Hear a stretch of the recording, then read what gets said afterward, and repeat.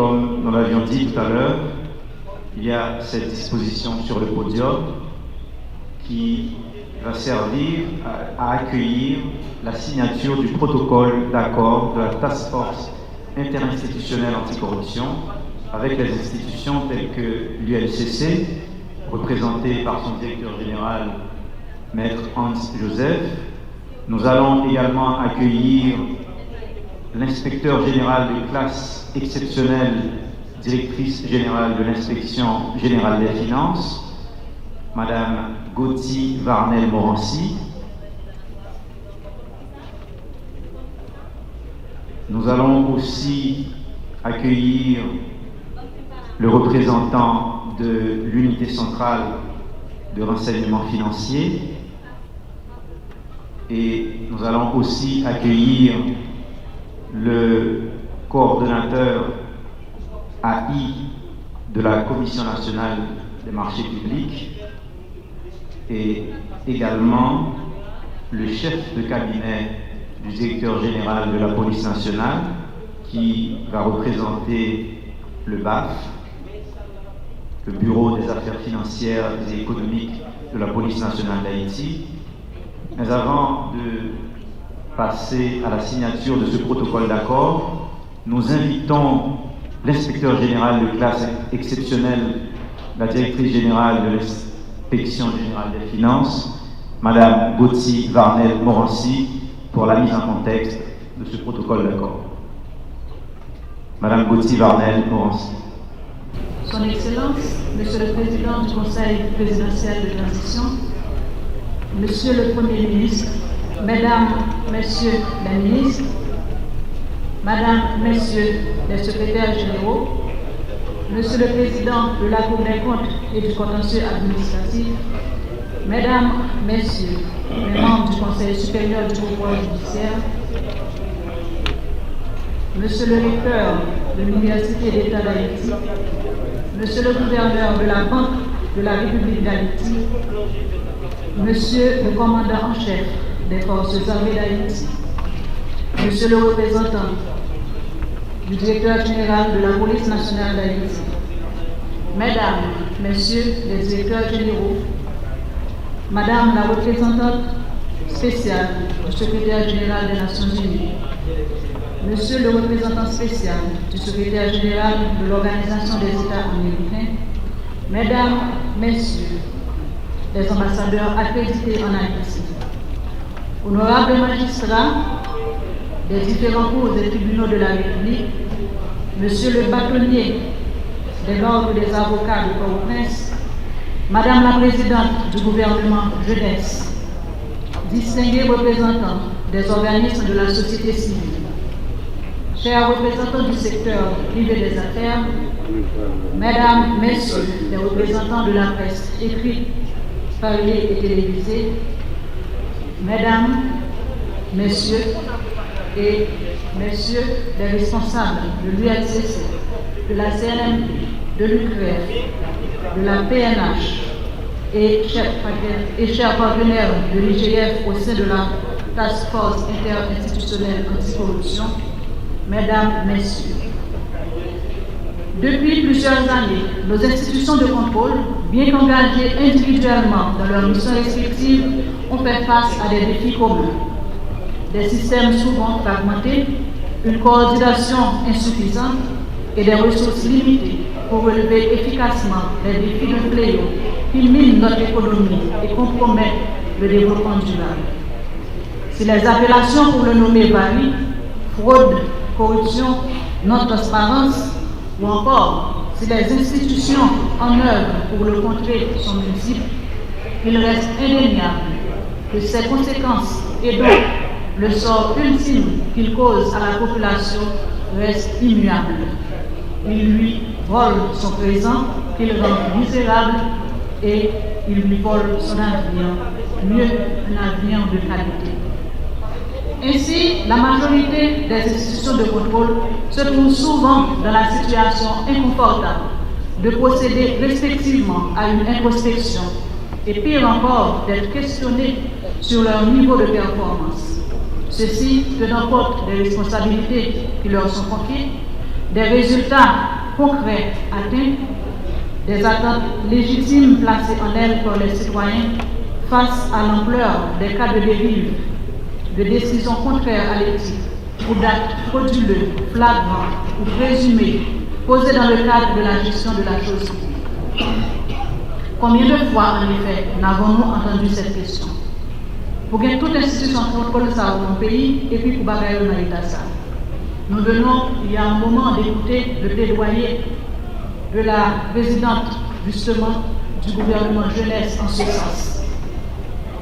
C'est dans cette optique que l'Inspection générale des finances a décidé de relancer en juin 2022 une initiative longtemps évoquée, mais non encore pleinement matérialisée, celle d'une synergie réelle et structurée entre nos institutions de contrôle.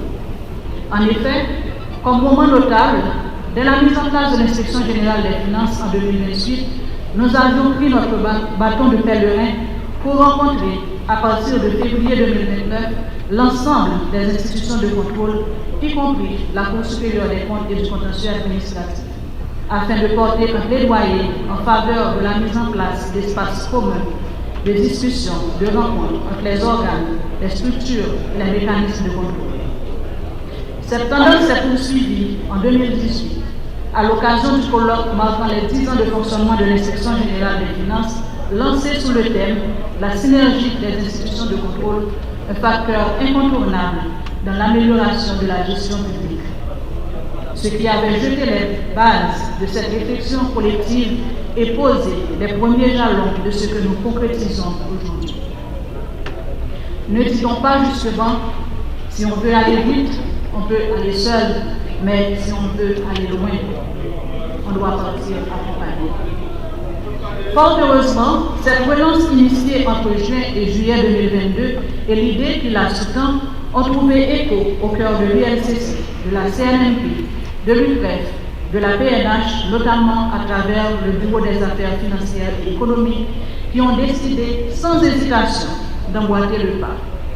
Depuis, ensemble, nous avons bouclé plusieurs étapes en vue de nous rapprocher de la vision qui guide la task force interinstitutionnelle anticorruption, à savoir renforcer la collaboration et la mutualisation des ressources en vue de constituer une force de frappe susceptible de créer un électrochoc salutaire dans les structures publiques et mettre en place des actions structurantes afin de pérenniser cette approche. En effet, une série de consultations stratégiques a permis d'engager toutes les parties prenantes pour aboutir à la mise en place d'un comité technique en septembre 2023.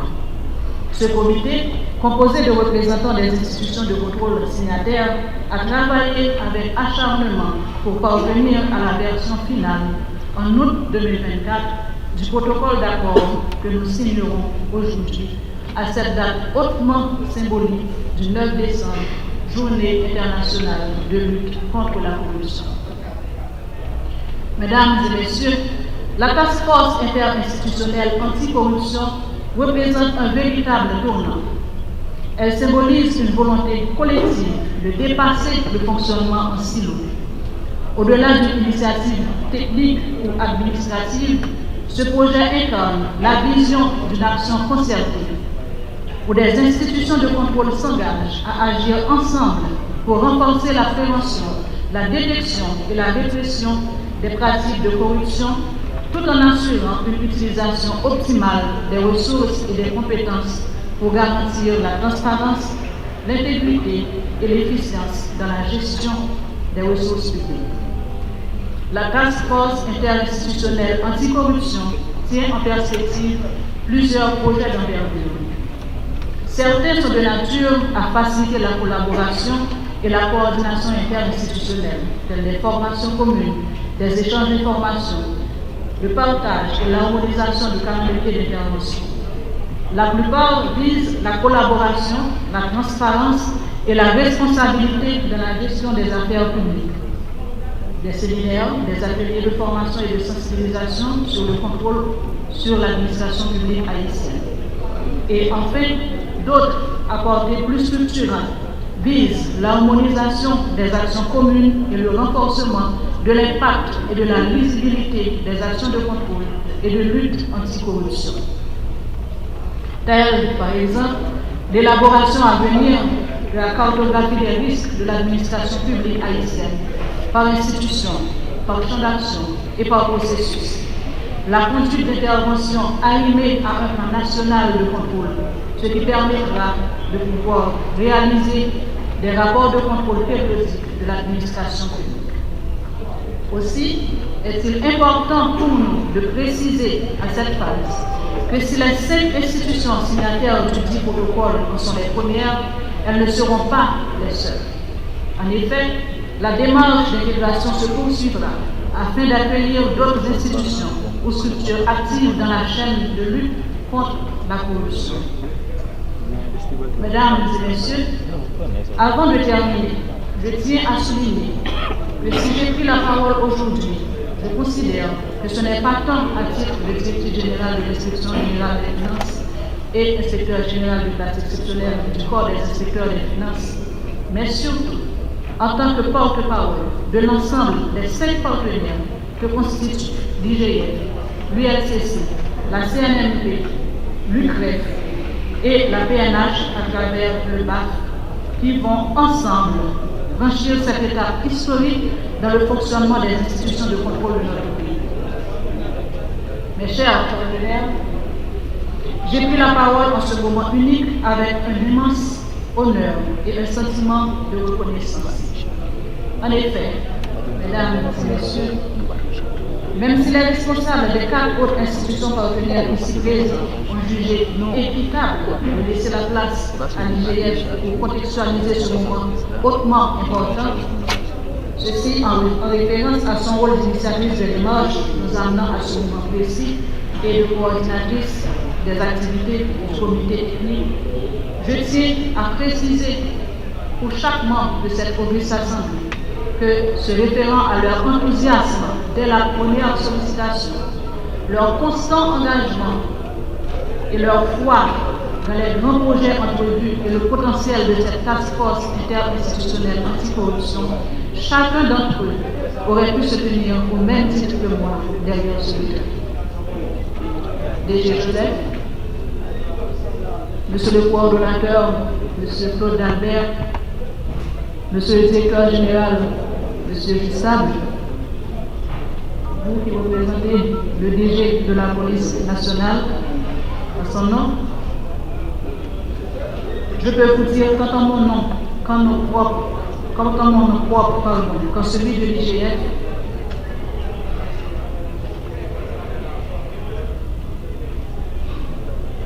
votre engagement à ce projet et votre capacité à embrasser l'idée et à en faire vôtre dès lors qu'elle ait pu avoir pour objectif in fine de mieux desservir l'intérêt commun et de nos missions respectives a été grandement admiré et apprécié.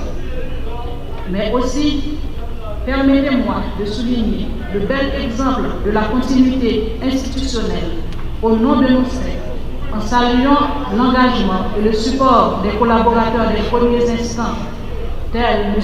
Jean-Marie Florian, l'inspecteur général Harold Enol Alphonse, respectivement et antérieurement coordonnateur de la Commission nationale des marchés publics et responsable du Bureau des affaires financières et économiques.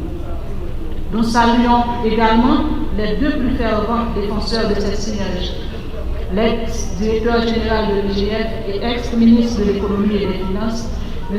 Alex Patrick Salomon, qui a initié l'idée de cette mise en commun, et M. Guillaume Molatri, récemment directeur général adjoint de l'IGF, qui, jusqu'à octobre dernier, a largement contribué à ce projet. Par ailleurs, il est indispensable de mettre en avant le rôle éminemment important des ministres des Finances, de la Justice et des responsables de la primature successifs qui n'ont jamais hésité à nous supporter dans cette initiative et qui a mis du temps à prendre forme et à se concrétiser. Nous remercions particulièrement le comité technique interinstitutionnel dont le dévouement et le travail acharné ont été essentiels pour finaliser ce document dans les délais impartis. Nous tenons à exprimer Ici, notre grande gratitude envers toutes les institutions partenaires et les collègues impliqués pour leur contribution active à l'élaboration de ce protocole et la documentation complémentaire ayant été produite. Parmi celles-ci, nous tenons à remercier chaudement et particulièrement un partenaire de last but not the least, l'Office des Nations Unies contre la drogue et le crime, l'ONUDC, qui nous a rejoints certes à une phase très avancée de ce projet, mais dont le support à maints aspects a été et reste crucial. Chers partenaires, aujourd'hui, en apposant nos signatures sur ce protocole d'accord, nous prenons un engagement solennel, non seulement envers nos institutions respectives, mais également envers cette Assemblée et la population que nous servons et qui, ce faisant, nous allons rendre à témoin. Cet acte marque le début d'une nouvelle ère de notre combat contre la corruption, tout en ne constituant qu'une étape du projet. Il nous appartient désormais, ensemble, de transformer cette initiative et ses résultats tangibles. De transformer cette initiative en résultats tangibles. La route sera longue et semée d'embûches, mais je suis convaincu qu'avec la même détermination qui nous a conduits ici aujourd'hui, nous atteindrons les objectifs. Mesdames et messieurs, tout en vous remerciant de votre attention, je vous invite à vous remémorer, si besoin est, qu'à l'instar de nos structures et institutions de contrôle, chacun de nous, ici présent, indistinctement, détient un rôle actif à jouer dans cette quête d'une gouvernance exemplaire et d'une gestion intègre de la chose publique, ce indépendamment de sa sphère d'évolution. Par somme toute, la lutte anticorruption est un engagement individuel et elle est un engagement citoyen. Merci de votre attention.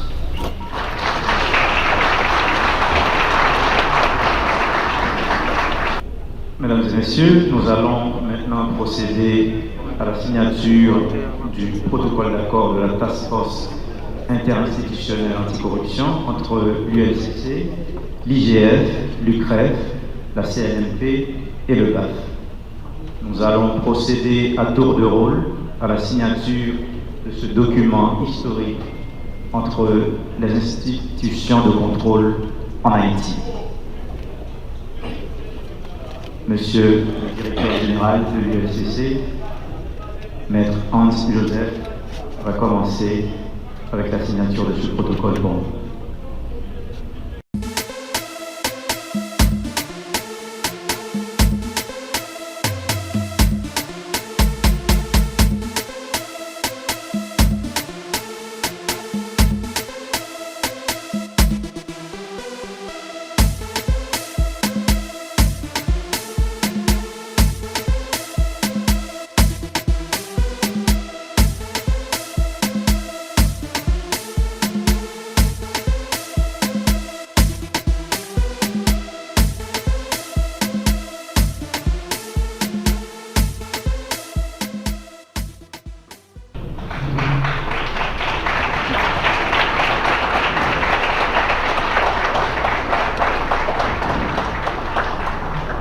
Nous venons d'assister à un moment historique où les institutions de contrôle de l'État ont décidé de se mettre ensemble pour poursuivre la lutte contre la corruption en Haïti.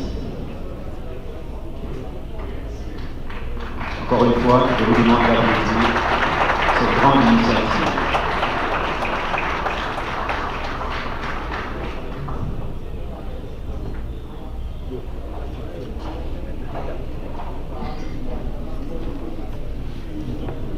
Après ce moment historique qu'on vient de vivre, dans un pays où la corruption est un maître mot, les institutions étatiques de contrôle ont décidé de se mettre ensemble pour poursuivre cette lutte. Maintenant, nous allons faire place au ministre de l'Économie et des Finances, M. Alfred Metellus, dans son discours de circonstance. Excellence, Monsieur le Président du Conseil présidentiel de transition, Son Excellence, Monsieur le Premier ministre, chers collègues du gouvernement, Monsieur le Président de la Cour supérieure des comptes et du contentieux administratif. Messieurs les membres du Conseil supérieur du pouvoir judiciaire, Monsieur le coordonnateur de la Commission nationale des marchés publics, Monsieur le directeur général de l'unité centrale des renseignements financiers, Madame la directrice générale de l'inspection générale des finances, Monsieur le directeur général de l'unité de lutte contre la corruption, Mesdames, Messieurs les représentants des partenaires techniques et financiers, Mesdames, Messieurs les cadres de l'administration publique, Mesdames, Messieurs, je suis particulièrement honoré de prendre part ce matin, ce midi, à la cérémonie de célébration de la Journée internationale de lutte contre la corruption, commémorée le 9 décembre de chaque année, afin de sensibiliser le monde sur le problème de la corruption et de discuter des méthodes et moyens de prévention de lutte contre ce fléau. Cette commémoration, au-delà de sa portée symbolique, se veut être un lieu de rencontre des acteurs impliqués dans la lutte contre la corruption, qui sont tous conscients de la proportion importante prise par ce phénomène dans le pays et de ses effets néfastes sur la société de son ensemble. Mesdames, Messieurs, comme vous le savez sans doute, la corruption, en privant les institutions publiques des ressources indispensables à la mise en œuvre de leur mission, sape la confiance des citoyens dans l'État, ralentit les investissements et la croissance économique, alimente l'inflation et contribue à l'instabilité sociopolitique. Le choix du terme retenu cette année est plus que pertinent et vise à attirer notre attention sur la nécessité d'unir nos forces pour construire un avenir fondé sur des principes de probité, d'intégrité et de transparence. Nous allons prendre des dispositions afin que les jeunes fassent partie prenante de grands processus de construction d'une nouvelle mentalité fondée sur l'honnêteté, l'éthique, le respect de l'autre et des biens publics. Dans ce contexte, il est donc essentiel de mobiliser les jeunes afin de les sensibiliser et de les conscientiser sur les dangers de la corruption et ses effets négatifs sur la société. Je salue le travail appréciable réalisé par l'ULCC dans le domaine de la sensibilisation des écoliers et des jeunes universitaires haïtiens.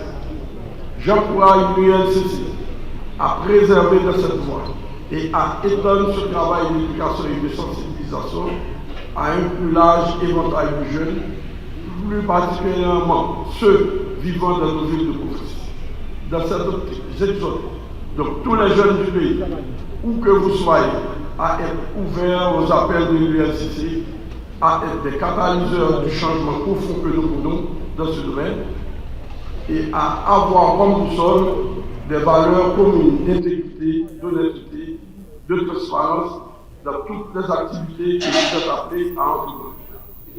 Le manque de transparence dans la gestion publique, dans la gestion quotidienne des affaires publiques et privées, constitue l'une des causes majeures de la corruption dans le pays.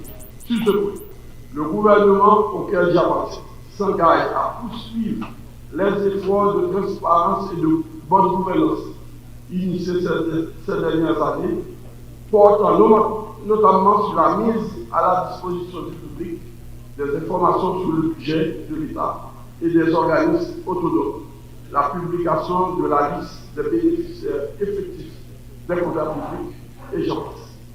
En ce sens, je félicite l'ULCC pour le travail réalisé dans le cadre de la préparation de l'avant-projet de loi sur le libre accès à l'information publique. Une attention particulière sera accordée à ce dossier qui a la vertu de garantir et de renforcer la confiance publique. L'application des sanctions aux acteurs jugés coupables d'actes de corruption représente un mécanisme efficace pour les décourager de poursuivre leur pratique et pour dissuader les autres de s'y engager. Nous allons travailler activement avec le système judiciaire pour un meilleur suivi des enquêtes sur les cas de corruption. La création éventuelle d'un parquet financier national avec des magistrats compétents spécialisés vont beaucoup aider à mieux sanctionner les cas de corruption. Il est également opportun de doter le pays d'une nouvelle stratégie de lutte contre la corruption axée sur les piliers tels que la gouvernance, la prévention, la répression, la communication, la formation et la coopération internationale. La participation de tous sera largement encouragée. Ces deux dossiers, à savoir l'avant-projet de loi sur le libre accès à l'information publique et la stratégie nationale de lutte contre la corruption, sera abordée avec sérénité, avec d'adapter notre cadre légal et communautaire et de répondre à nos engagements internationaux. Je salue les efforts déployés au niveau international afin de combattre ce mal qu'est la corruption. J'en profite pour louer et remercier nos partenaires techniques et financiers pour leur assistance fournie à nos différentes institutions de contrôle des dépenses publiques. Celles fournies notamment par l'ONUDC, Office des Nations Unies contre la drogue et le crime, est particulièrement appréciée. Mesdames, Messieurs, je ne saurais terminer mes propos sans féliciter l'équipe de l'UNCC, les enquêteurs, les cadres de l'institution, plus particulièrement son directeur général, M. Anja Louvic Joseph, pour leur détermination, le travail assis accompli dans la lutte contre la corruption dans le pays. Et je termine en appelant que s'unir aux jeunes contre la corruption aujourd'hui, c'est façonner une meilleure Haïti pour les générations futures. Je vous souhaite une bonne célébration de la journée internationale de lutte contre la corruption et du courage pour tout le chemin qui reste à parcourir. Je vous remercie. Merci, Monsieur le ministre de l'Économie et des Finances, Monsieur Alfred Métellus. Maintenant, nous vous invitons à vous mettre debout pour accueillir Son Excellence Monsieur Leslie Voltaire, président du Conseil présidentiel de transition, dans son discours de circonstance.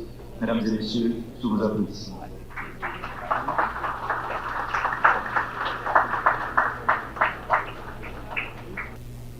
Mesdames et Messieurs, les secrétaires généraux de la présidence du Conseil des ministres et de la Nature, Monsieur le Président de la Cour supérieure des comptes et du contentieux administratif, Monsieur le protecteur du citoyen à l'intérim, Monsieur le gouverneur de la Banque centrale, Madame la représentante du secrétaire général des Nations Unies, Monsieur le représentant du secrétaire général de l'Organisation des États américains, Mesdames et Messieurs les membres du corps diplomatique et consulaire, Messieurs les membres du Conseil supérieur du pouvoir judiciaire, Monsieur le recteur de l'Université d'État d'Haïti, Monsieur le coordonnateur de la Commission nationale des marchés publics, Monsieur le commandant en chef des forces armées d'Haïti, Monsieur le représentant du commandant en chef de la police nationale d'Haïti, Monsieur le directeur général de l'unité de lutte contre la corruption, Mesdames et Messieurs les directeurs généraux,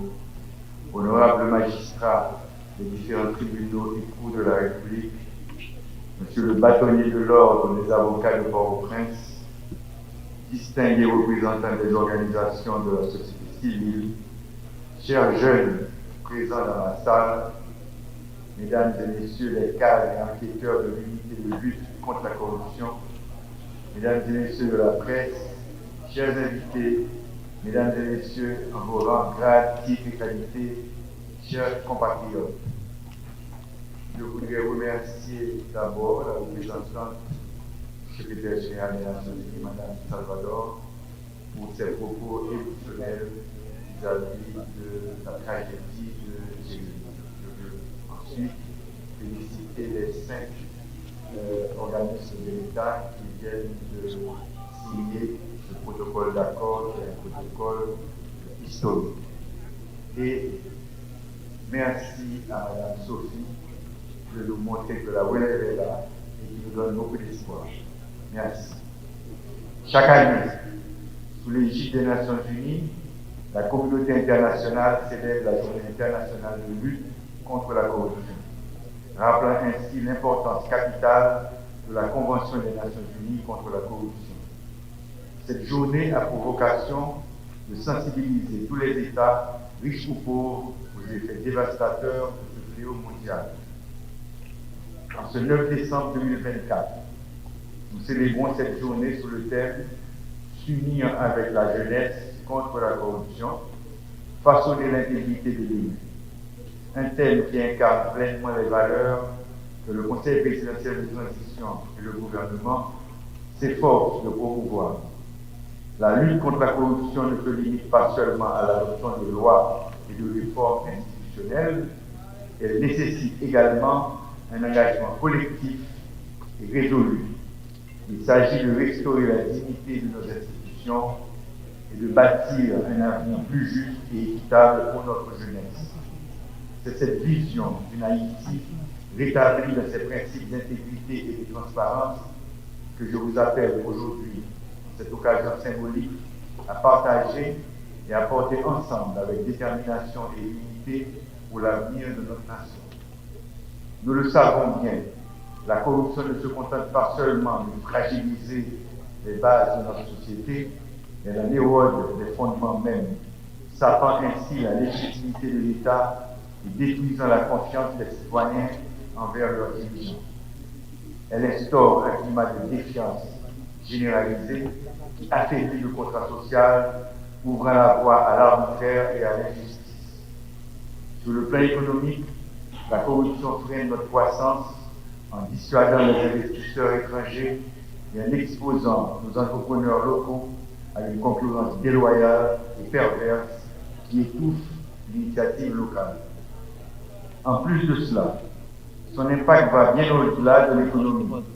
La corruption touche chaque secteur de notre société, de l'administration publique aux services essentiels comme l'éducation et la santé, en passant par le secteur privé. Elle entrave toute initiative de redressement, particulièrement en cette période où nous faisons face à des défis politiques, économiques et sécuritaires majeurs. Elle accentue les inégalités sociales en concentrant les richesses et les privilèges entre les mains d'une minorité, tout en laissant la majorité de la population dans la pauvreté et le désespoir. Pire encore, la corruption est aussi un poison violent pour la démocratie. En privant nos processus électoraux de leur transparence et de leur crédibilité, elle dénature la volonté populaire et réduit le suffrage universel à une mascarade. Là où la corruption règne, l'intégrité électorale devient une illusion, alimentant une instabilité politique permanente et aggravant une crise de gouvernance endémique. Hélas, c'est cette réalité amère qui s'impose à nous quotidiennement en Haïti. Il s'avère donc impératif et urgent d'y mettre un terme, sans compromis, si nous voulons véritablement restaurer l'autorité de l'État, regagner la confiance du peuple et relancer notre pays sur les voies de la démocratie et du développement durable. Chers compatriotes, en tant que président du Conseil présidentiel de transition, je tiens absolument à être clair face à ce tableau alarmant. La lutte contre la corruption est une priorité absolue de notre administration, une impérieuse obligation de l'accord politique du 3 avril 2024 pour une transition pacifique et ordonnée, qui enjoint de travailler au renforcement des institutions étatiques de lutte contre la corruption et l'impunité. Nous ne pouvons construire un avenir stable, juste et prospère sans une gestion rigoureuse de nos ressources et une responsabilisation totale des acteurs publics et privés. Ainsi, combattre ce fléau doit aujourd'hui être placé au cœur de l'agenda de tous les responsables de l'administration publique.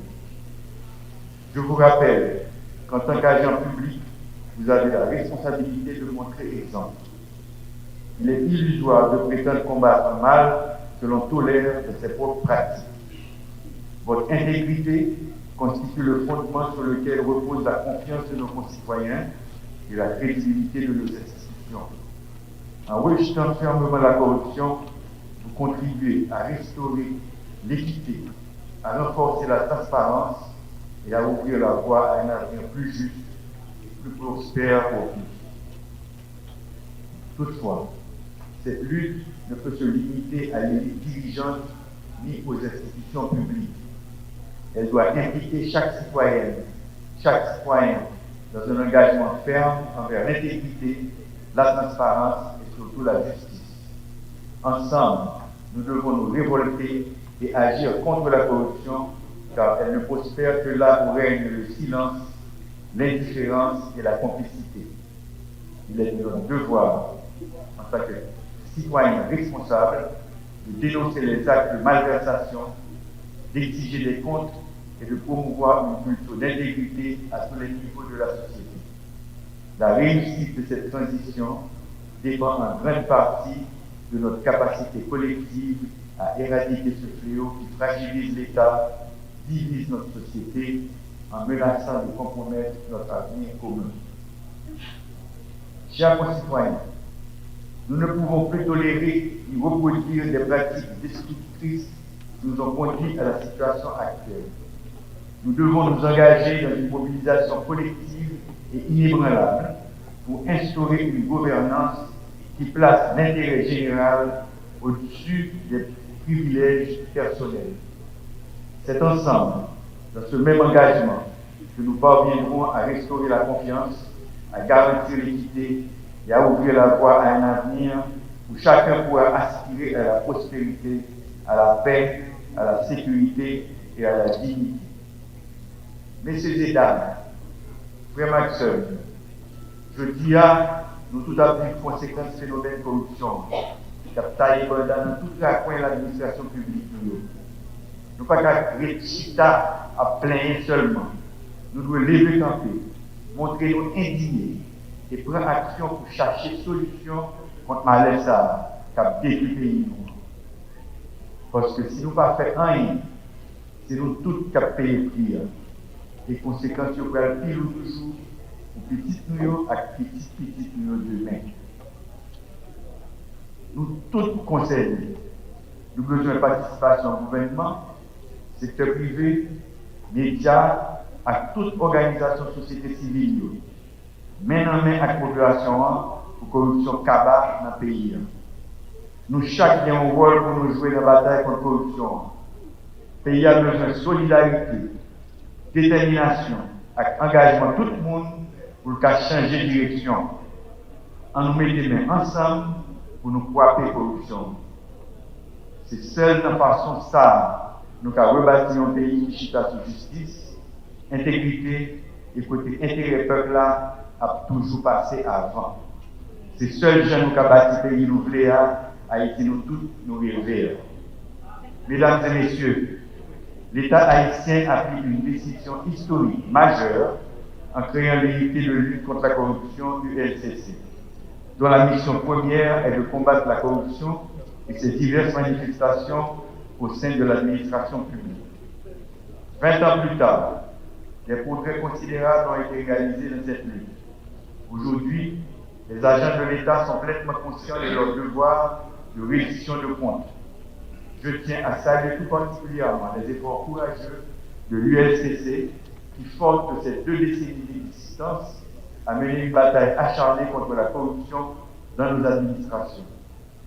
Les actions entreprises en faveur de la bonne gouvernance au cours des dernières années confirment la nécessité de renforcer cette institution, véritable gardienne des valeurs d'intégrité et de transparence dans la gestion des affaires publiques. Je salue également l'engagement de tous les acteurs du système national d'intégrité de cette mission cruciale et fondamentale pour l'avenir de la jeunesse haïtienne.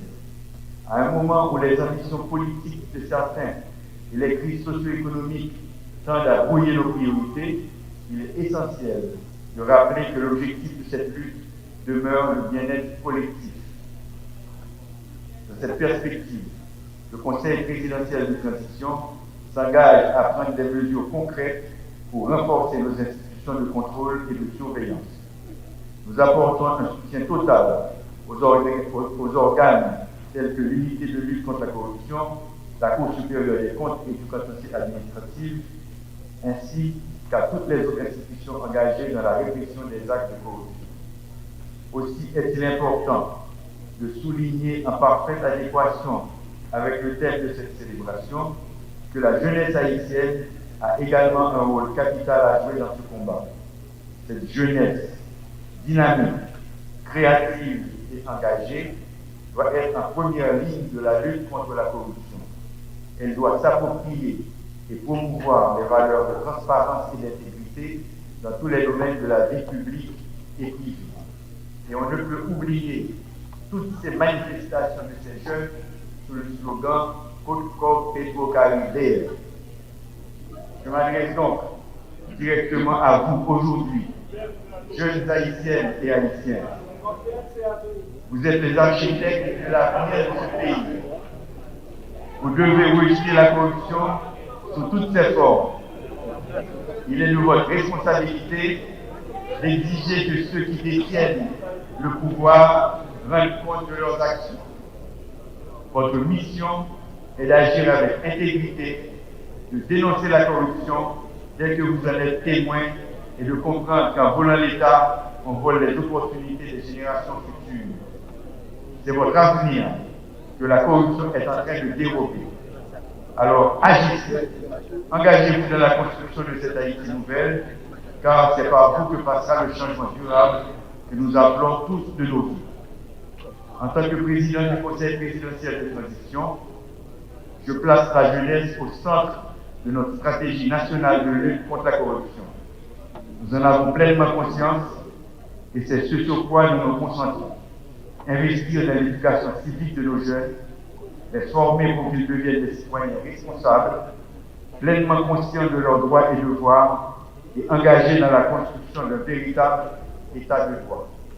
Mesdames et messieurs les hauts cadres de l'administration publique, nous les dirigeants avons une immense responsabilité, celle de donner l'exemple. Nous devons incarner les valeurs que nous prônons, car nous sommes les modèles que la jeunesse observe. Nous devons tout faire pour que les générations futures héritent d'un pays où le bien commun est sur les intérêts particuliers. Enfin, je rends hommage à toutes celles et à tous ceux qui luttent pour une Haïti plus transparente. La bataille est ardue, mais elle est nécessaire et juste.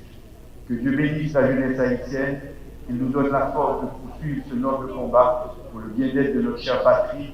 Je vous remercie. Amen.